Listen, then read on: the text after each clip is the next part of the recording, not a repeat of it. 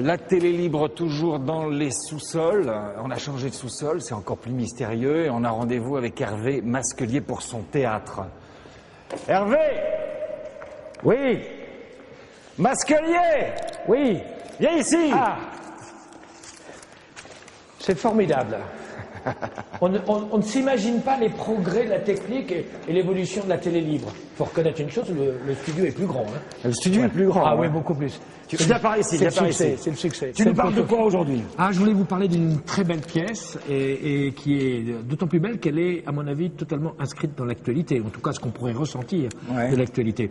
Hot House. C'est pas écrit par n'importe qui. Hot House. Hot House. Maison chaude. Oui, c'est ça. Ouais. C'est pour dire. Et maison chaude. Enfin, c'est pas dans le sens chaud tel qu'on pourrait l'imaginer, disons. Hein. Pas du tout. C'est une pièce qui est écrite en plus pas par n'importe qui. C'est écrit par Harold Pinter. Alors Harold Pinter, je le rappelle, est quand même prix Nobel de littérature. C'est un grand écrivain américain qui est vivant. Vivant, totalement contemporain. Ouais. Hot House, c'est une pièce qui est triplement intéressante pour moi. Donc, c'est trois raisons. Ouais. Un, c'est que c'est une œuvre de jeunesse. C'est pratiquement une des premières pièces, voire peut-être même la première qu'il ait écrite. Il l'a écrit en 58. Et quand il écrit ça en 58, il l'écrit, il l'arrange, il l'oublie. Et il ne la découvre, il ne la redécouvre qu'en 1980. Le pitch. Vas-y.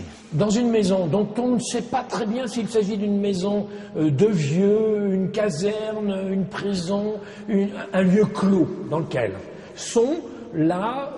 vivent un certain nombre de personnes qu'on ne voit jamais, mais dont on parle et qui sont tout le temps appelées par leur numéro. En première apparence, on pense que c'est une maison de retraite.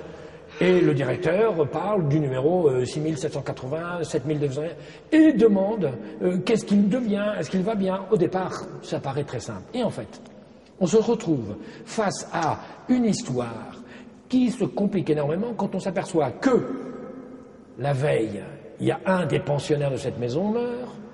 Il est mort. De quoi? Ah bon? Non, il n'est pas mort. Vous l'avez vu? Vous l'avez reçu? Ah bon, c'est pas le même. Donc, qu'est-ce qui se passe sur cette mort qui a eu lieu ou qui n'a pas eu lieu, qui est notée ou qui ne l'est pas dans les registres, et on parle que de numéros?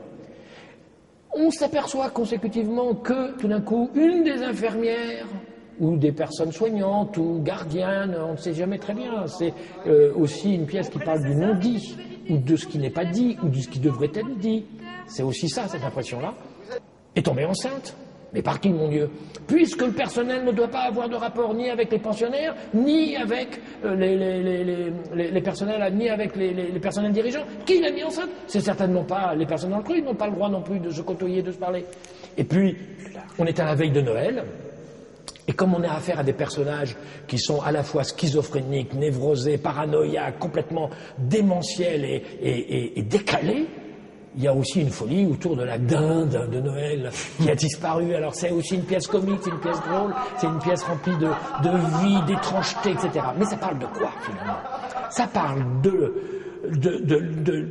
la possession du pouvoir, c'est-à-dire de la possession du pouvoir. Pourquoi? Parce que face à l'événement, moi qui dirige et moi qui ai le pouvoir de dire on va faire telle chose face à tel événement, ça veut dire que j'ai le pouvoir. Et comment finalement, moi ayant le pouvoir, moi étant névrosé, moi ayant combattu pour ce pouvoir, comment, face à un événement que je ne maîtrise pas, comment je vais lutter pour le conserver, ce pouvoir, comment je vais éviter d'être mis en danger, et peut-être mis en danger par qui?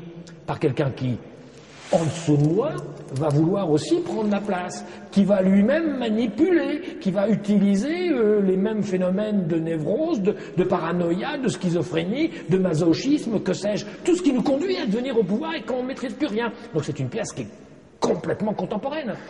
Ça te fait penser à des choses d'aujourd'hui? On parle de l'exercice du pouvoir. On parle de l'exercice du pouvoir. De la folie qu'apporte le pouvoir. Oui, alors ce qui est très intéressant, c'est que justement c'est une pièce qui a été écrite en 58 et qui prend une résonance totale aujourd'hui. Ouais. Pourquoi? Je ne veux pas faire de parallèle politique. Moi, je ne suis pas politique. Non, mais je vais dire une chose. Bon, je vais les faire, moi. Peut-être, mais oui, justement, mais je t'attends peut-être une perche. Non, mais pourquoi? Parce qu'une chose qui est intéressante, c'est qu'effectivement, j'allais dire le pouvoir, et le pouvoir actuel, celui qui nous anime, de nos démocraties et de notre démocratie finalement. Et de notre président. Mais pourquoi pas? Oui, effectivement, il nous donne la chance, dans la façon dont il exerce le pouvoir, dont tous les médias se reprennent justement ces questionnements-là, de nous donner l'envie de relire et de redécouvrir des textes qui nous mettent en avance l'exercice de ce pouvoir et la manière dont on exerce ce pouvoir. Ouais. Autrement dit, certains médias nous posent la question, est-ce que finalement certains aspects très théâtralisés de son exercice cachent quelque chose d'autre, ou quoi, ou rien? Peut-être au fond finalement, la vie c'est aussi une scène. Je veux dire que quand on voit Nicolas Sarkozy dans sa conférence de presse, dans son théâtre de l'Élysée, avec ses marionnettes en face de lui, qui sont les journalistes, à qui il distribue la parole, à qui on enlève le micro, et il fait son numéro d'illusionniste, là je parle en éditorialiste, tu veux dire que le théâtre nous aide à comprendre ça? Moi je vais reprendre une des questionnements que j'ai lus dans la presse cette semaine. C'est est-ce que finalement le pouvoir, celui qu'il possède, que ce soit un président de la République, mais que ce soit un chef d'entreprise, que ce soit un chef de groupe ou un chef scout à la limite, doit-il, pour exercer son pouvoir, passer par la théâtralité permanente? C'est-à-dire, est-ce que l'exercice du pouvoir passe par une mise en scène de ce pouvoir-là? La réponse, elle est peut-être oui, probablement. Oui. Jusqu'où? Jusqu'à quel niveau? Et pour cacher quoi? Ou pour aider quoi? Bon alors, donc ce spectacle va nous apprendre... Voilà, il va nous faire prendre conscience de la réalité de notre culture, de ce que nous sommes. La culture, ça sert à ça? Ça sert à ça, ça sert à nous réveiller, à sortir au fond de nous ce qu'on sait peut-être pas que nous avons au fond de nous-mêmes. Hein, quelquefois on se cache des choses, et ben de temps en temps, la culture c'est fait pour ça. Alors, donc, qui a fait ce spectacle? C'est les Dramaticules, la compagnie des Dramaticules, qui est gérée et dirigée par Jérémy Lelouette, qui est un jeune comédien, directeur de troupe formidable. C'est joué par Julien Buchy, Anthony Gouret, Noémie Gage, Jérémy Lelouette lui-même, David Maison et Laurent Papeau. Et puis, où est-ce qu'on peut le voir, ça? Alors ça part en tournée.